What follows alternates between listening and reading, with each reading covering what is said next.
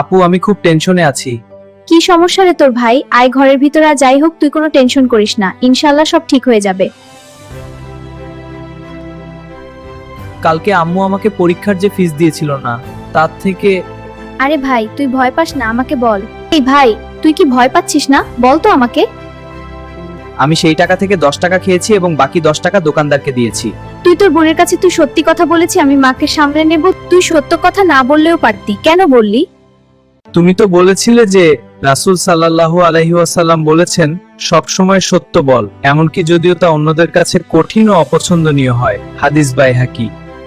আমার লক্ষ্মী ভাই, তোর হাদিসটি মনে আছে কিনা তাই আমি দেখছিলাম। সব সময় সত্য কথা বলবি এবং আমি তোকে 30 টাকা দিলাম, 20 টাকা পরীক্ষার ফিস দিয়ে দিবি, আর 10 টাকা তোর জন্য।